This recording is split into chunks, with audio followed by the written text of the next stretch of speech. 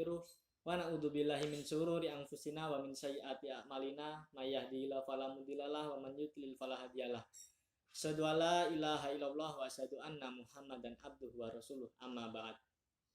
Pertama-tama dan yang paling utama, marilah kita panjatkan puja dan puji syukur kita atas kehadirat Allah Subhanahu wa taala. Karena dimana atas limpahan nikmat dan karunia-Nya kita masih bisa merasakan nikmat sehat, nikmat rasa kenyang, nikmat bernafas, nikmat rasa aman, dan nikmat yang lain-lainnya yang tentunya tidak bisa kita sebutkan secara satu persatu. Dan yang paling penting adalah mari kita bersyukur atas nikmat iman yang telah Allah berikan kepada kita semua. Karena apa? Karena tidak semua orang diberi iman atau diberi hidayah oleh Allah Subhanahu wa taala.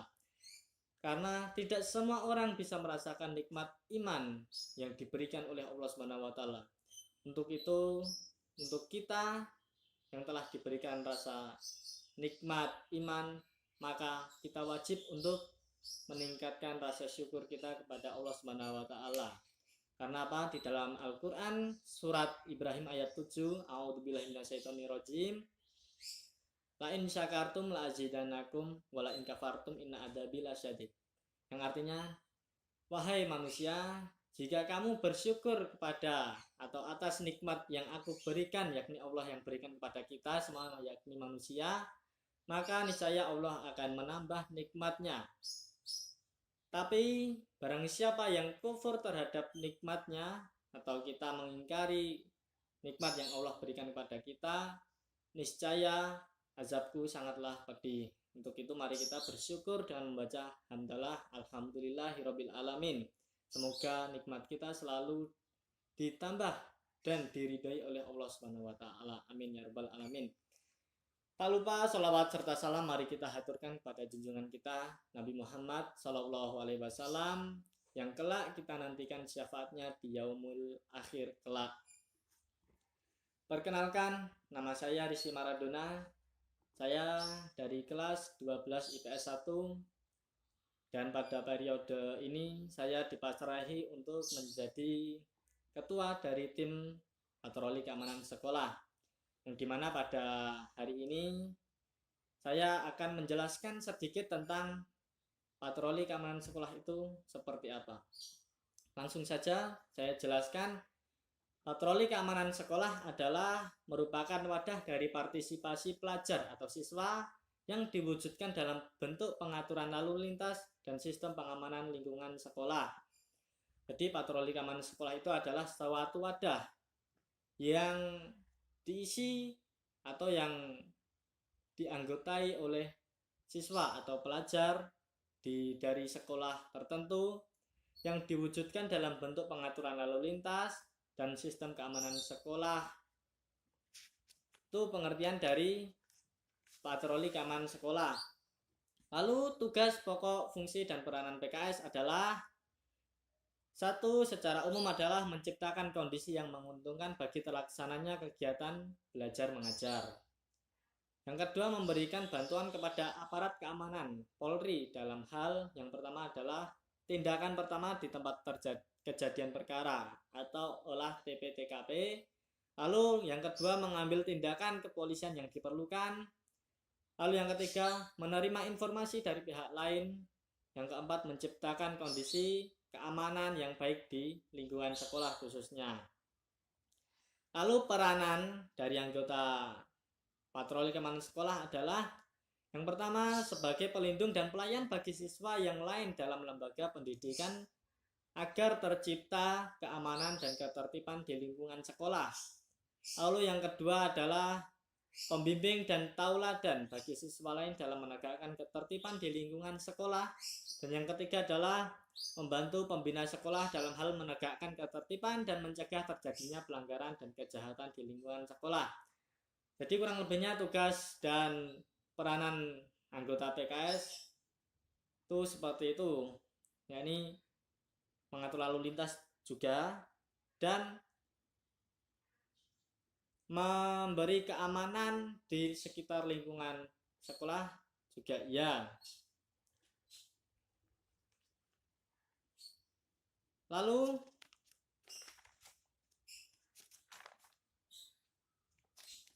Sikap dan perilaku seorang anggota PKS adalah yang pertama, melayani kepentingan masyarakat. Masyarakat mana? Ya ini khususnya masyarakat atau warga sekolah. Bukan hanya siswa saja, tetapi juga pada karyawan, guru, dan yang lain-lainnya. Yang kedua, melindungi dan menyelamatkan nyawa. Itu saya pikir itu juga masih jauh, karena mungkin kejahatan yang berada di sekolah mungkin hanya sedikit, jadi nyawa itu tidak secara langsung tidak terancam akan mengakibatkan kehilangan nyawa atau bagaimana. Lalu yang ketiga, yakni menghormati dan menjunjung tinggi hak-hak dan kewajiban asasi manusia. Jadi kita sebagai anggota tim patroli keamanan sekolah, kita harus bisa menghormati dan menjunjung tinggi hak-hak dan kewajiban asasi manusia. Yang paling penting lalu mentaati peraturan negara dan menghormati norma-norma yang berlaku.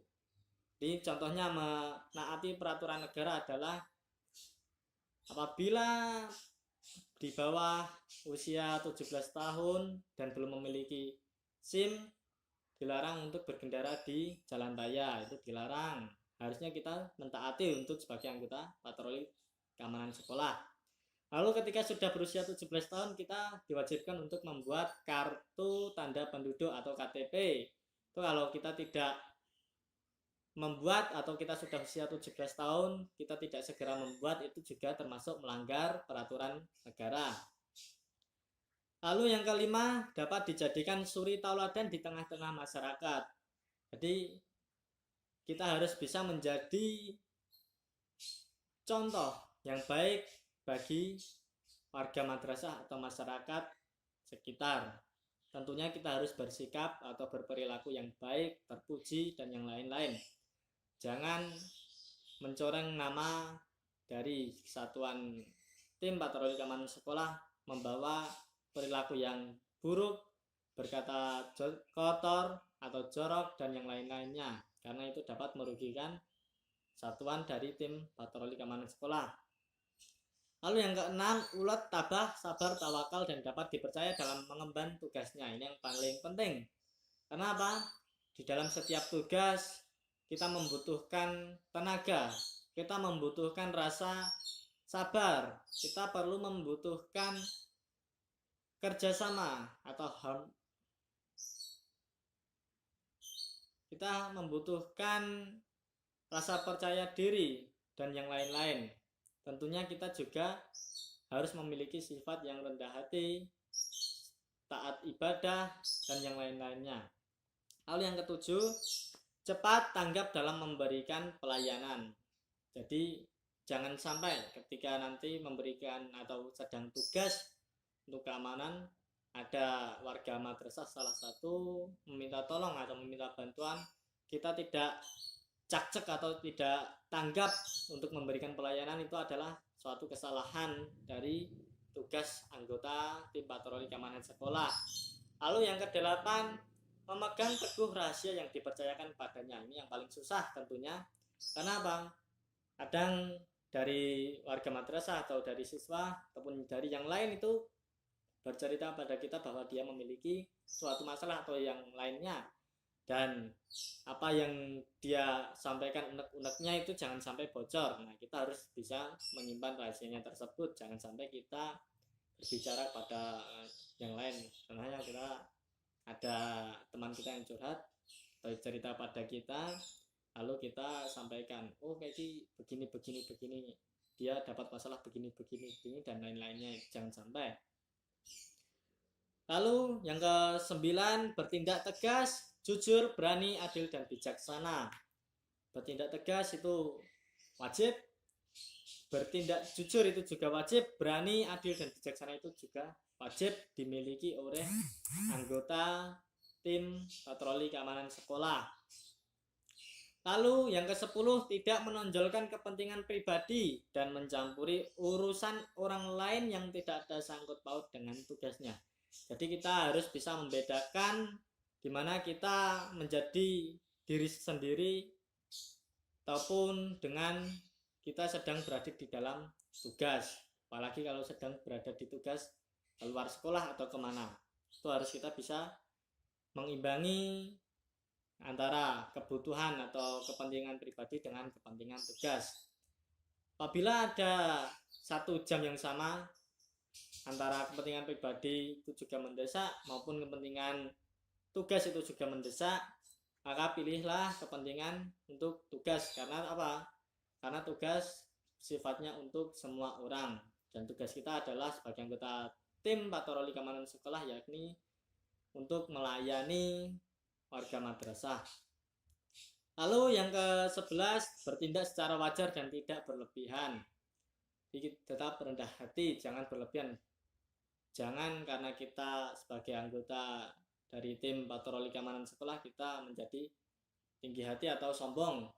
Setiap lewat mintanya disapa terlebih dahulu, tidak mau menyapa, itu salah satu tindakan yang salah. Lalu yang ke-12, memiliki jiwa korsa dan kebanggaan serta senantiasa menjaga nama baik patroli keamanan sekolah di tengah-tengah masyarakat. Ini yang penting juga, memiliki jiwa korsa. Nanti apabila suatu tugas kita tidak bisa kerja sama atau tidak memiliki jiwa korsa, maka tugas itu tidak akan selesai. Dan kebanggaan serta senantiasa menjaga nama baik PKS.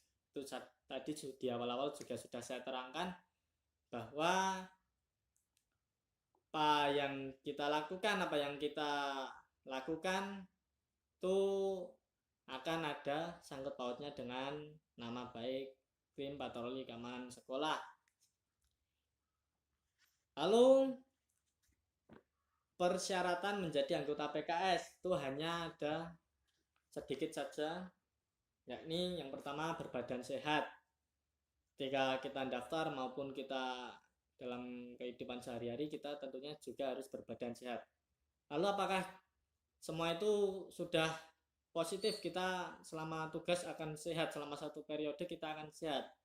Itu juga belum kita bisa, dari pribadi juga tidak bisa memprediksi, tetapi kita juga bisa mencegah untuk memiliki rasa sakit. Contohnya adalah ketika kita jajan atau kita membeli makanan atau minuman, kita jangan membeli minuman yang menyebabkan kita sakit. Contohnya kita tidak membeli es atau tidak membeli makanan yang rasanya terlalu pedas ataupun yang lain-lainnya. Jadi kita harus berbadan sehat. Lalu yang kedua, bersikap tegas. Kita harus tegas. Yang mungkin dari adik yang di SMP mungkin pernah menjadi anggota OSIS atau menjadi anggota patroli keamanan sekolah ataupun dari pramuka, itu saya yakin nanti ada, paling tidak ada sikap tegasnya walaupun hanya sedikit. Lalu yang ketiga adalah bertanggung jawab.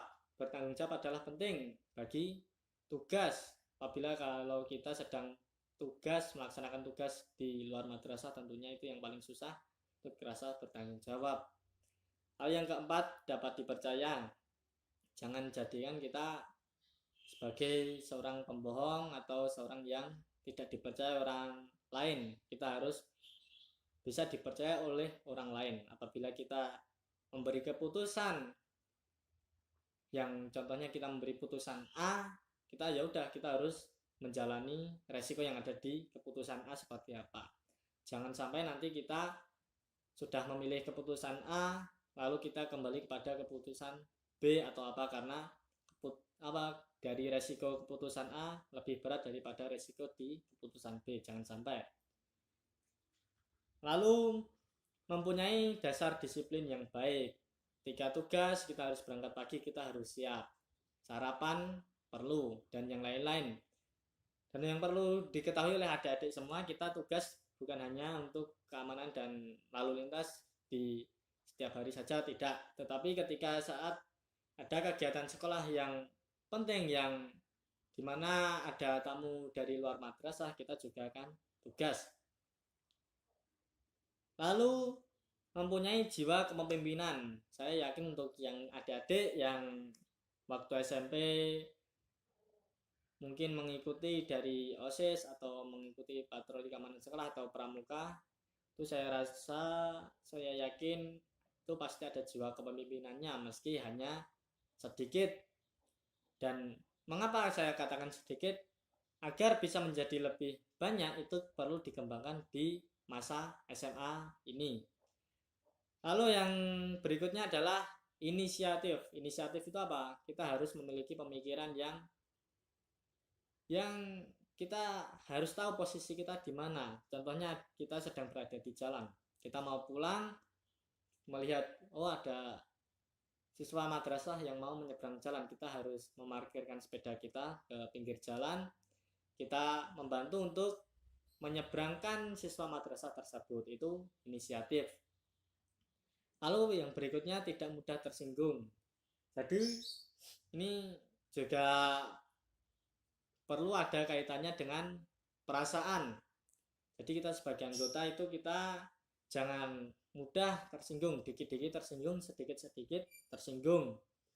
Saat pembahasan kita tertidur, kita diingatkan tersinggung, terus nesu, itu juga dilarang. Waktu tugas jajan atau apa karena dengan alasan kita belum sarapan itu diingatkan, itu jangan sampai kita tersinggung. Karena apa? Karena rasa suka atau rasa mudah tersinggung itu akan menyebabkan kita tidak dipercaya, akan menyebabkan kita diberi gelar dengan tidak bertanggung jawab dan yang lain-lainnya. Lalu yang berikutnya adalah memiliki dedikasi yang baik. Bagi adik-adik yang mungkin mau masuk di Madrasah Aliyah Negeri Wonogiri harus memiliki dedikasi baik, yaitu mungkin penilaian diri dari sekolah, dari SMP ataupun dari MTS ataupun dari madrasah yang baru nanti. Harus adik-adik harus memiliki dedikasi yang baik, yakni tidak memiliki catatan atau poin dalam buku di kantor BK. Tuh. Lalu untuk pendaftaran mungkin sekitar 2 bulan atau 1 bulan setengah lagi kita akan mengadakan pendaftaran untuk perekrutan calon anggota tim patroli keamanan sekolah.